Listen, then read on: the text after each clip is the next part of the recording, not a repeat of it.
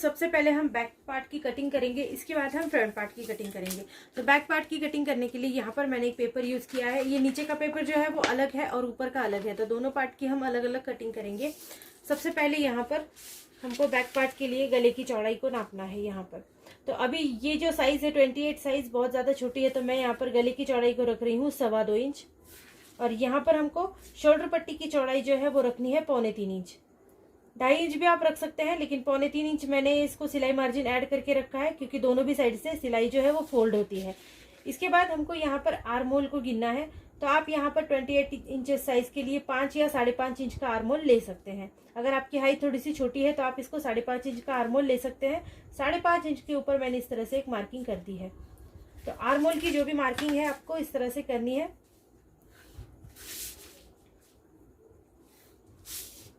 अब हम हाइट लेते हैं। हाइट आपके ब्लाउज की कितनी है इस हिसाब से आप लीजिएगा। अगर आपके ब्लाउज की हाइट जो है वो 13 इंच है तो आप 14 इंच लीजिए, 14 है तो 15 लीजिए। आपको 1 इंच एक्स्ट्रा इसमें मिलाकर लेना होता है। वो 13.5 इंच है तो मैं यहाँ पर 14.5 इंच के ऊपर एक मार्किंग कर देती हूँ। इसके बाद इसी लाइन के ऊपर सीधे टेप को रखेंगे जहाँ पर हमने आर्म होल को गिना है, और इसको यहाँ से सीधा नाप लेंगे। तो यहाँ पर ये थोड़ा सा तिरछा है तो मैं यहाँ सीधा कर देती हूँ इसको। यहाँ से हमको नापना है तो 28 का हमको 4th भाग यहाँ पर लेना है। तो यहाँ पर 7 इंच, 28 का 4th भाग होता है 7 इंच, और इसके अंदर हमको 1.5 इंच एक्स्ट्रा मार्जिन के लिए मिलाना होता है। 1.5 या 2 इंच तक आप मिला सकते हैं। तो मैं यहाँ पर एक्स्ट्रा मार्जिन जो है वो 1.5 इंच का ले रही हूँ, तो मैं यहाँ पर 8.5 इंच के ऊपर एक मार्किंग कर दूंगी। इसके बाद नेक्स्ट आपने जहाँ पर भी आपकी ब्लाउज की पूरी हाइट को गिना है वहां पर भी आपको 8.5 इंच को नापना है। अब ये जो आपने मार्किंग कर रखी है इसको आपको इस तरह से जोड़ देना है।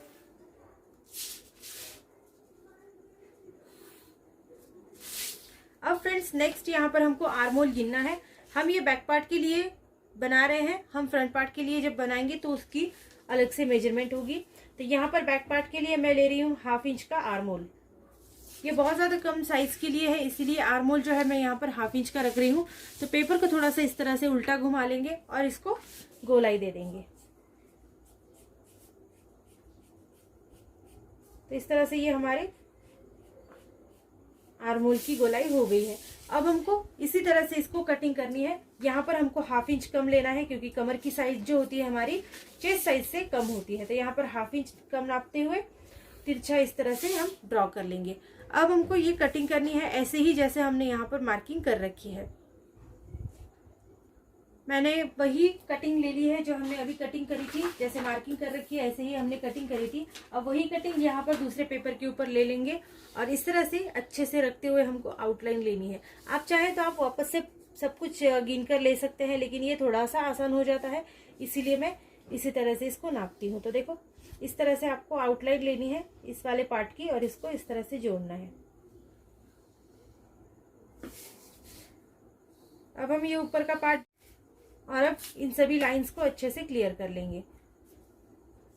ये वापस से हम जब गिनते हैं तो इससे थोड़ा सा प्रोसीजर आसान होता है, इसीलिए मैं इस तरह से गिनती हूँ। आर्म होल को आपको वापस एक बार गिनना है, तो आर्म होल यहाँ से हम गिन लेंगे। तो हमने 5.5 इंच रखा था, तो 5.5 इंच के ऊपर इस तरह से मार्क कर लेंगे और आर्म होल को जोड़ देंगे।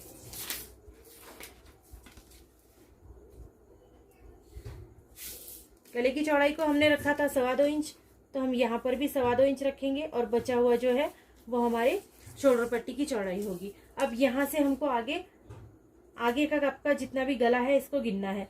तो सपोज अगर आपका गला आगे का जो है वो 6 इंच है, तो यहाँ पर 6 इंच के लिए मैं मार्किंग कर देती हूँ। इसके बाद हमको यहाँ पर फिर से एक बार 2.25 इंच के लिए मार्किंग करनी है। देखो यहाँ से कभी कभी कम ज़्यादा हो जाता है, तो इसको आपको अच्छे से गिन कर लेना बहुत ज़्यादा ज़रूरी है। और गिनने के बाद आपको इस तरह से इसको फिर से जोड़ना है। तो अगर आप सपोज गोल गला बना रहे हैं तो गोल गला के लिए आपको फिर से एक बार इस तरह से 1 इंच अंदर गिनना है या फिर 1/2 इंच अंदर गिनना है और इसको इस तरह से गोलाई देनी है। ये बहुत ज़्यादा आसान हो जाता है। तो ये हमारा निशान हो गया गोल गला के लिए। इसके बाद इस वाली लाइन के ऊपर इस तरह से हमको टेप को रखना है। अब यहाँ पर आप 3 या 3.25 इंच का अंतर गिन सकते हैं।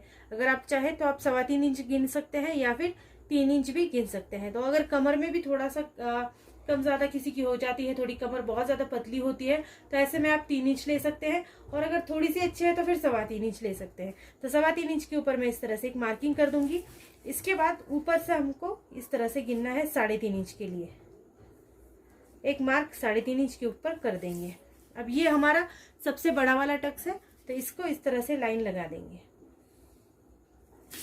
इसके बाद जहां पर भी आपने आर्म होल का नाप गिना है वहां पर आपको बिल्कुल 1 पेयर का मार्जिन देना है, 1 पेयर लेना है, 1/4 इंच जिसको हम बोलते हैं 1 पेयर। इसके बाद आपको यहाँ से जो है इसको एक 1.5 इंच के लिए आप ले सकते हैं, चाहे तो 1.25 इंच के लिए यहाँ पर ले सकते हैं। मैं यहाँ पर पूरा 1.5 इंच के लिए, ये जो मार्जिन है 1.5 इंच के लिए ले रही हूँ। तो ये एक मार्किंग हो गई, ये एक हो गई और ये एक मार्किंग। इसको हमको इस तरह से जोड़ना है।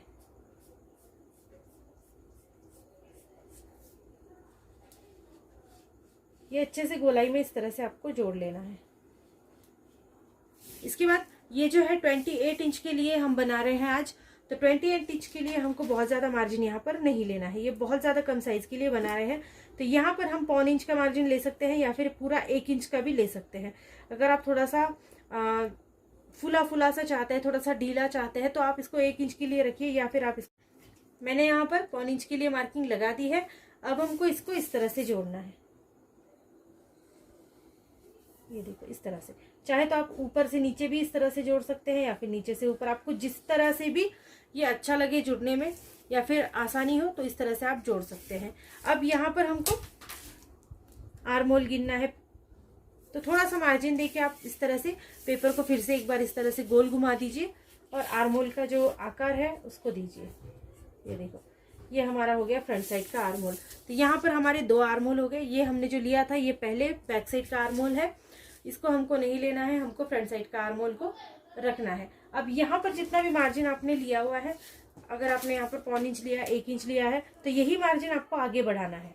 ठीक है, तो यहाँ पर हम इसको आगे बढ़ाते हुए 1/4 इंच के लिए यहाँ पर हमने लिया है, तो यहाँ पर भी हम 1/4 इंच के लिए मार्जिन लेंगे और यहाँ पर हम सिलाई मार्जिन को ऐड करते हुए 1/4 इंच का वापस ले लेंगे। तो दोनों भी साइड से मैंने 1/4 इंच के लिए ऐड कर लिया।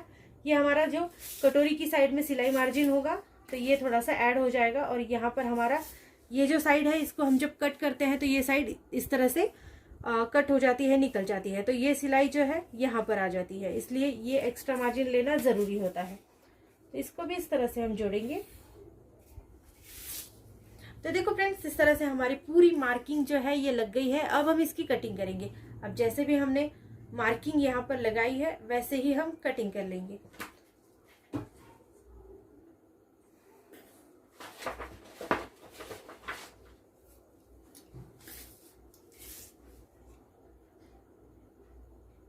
तो फ्रेंड्स, कटिंग करते वक्त आपको इस तरह से नीचे की साइड से कटिंग करना शुरू करना है। मार्जिन को ऐड करते हुए आपको कटिंग करनी है, मार्जिन को छोड़ना नहीं है, उसको ऐड करते हुए आपको ऊपर तक कटिंग ले जानी है। और यहाँ पर भी आर्म होल जो है बैक साइड का अब नहीं लेना है, हमको लेना है फ्रंट साइड का आर्म होल और फ्रंट साइड के आर्म होल से आपको कटिंग करनी है।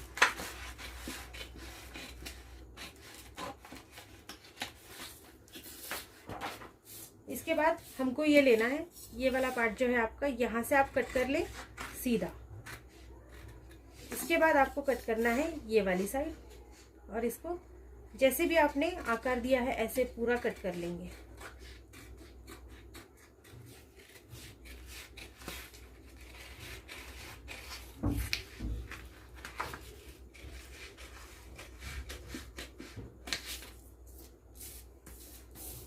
आगे का गला जो है इसको भी अच्छे से गोलाई में कट करना है।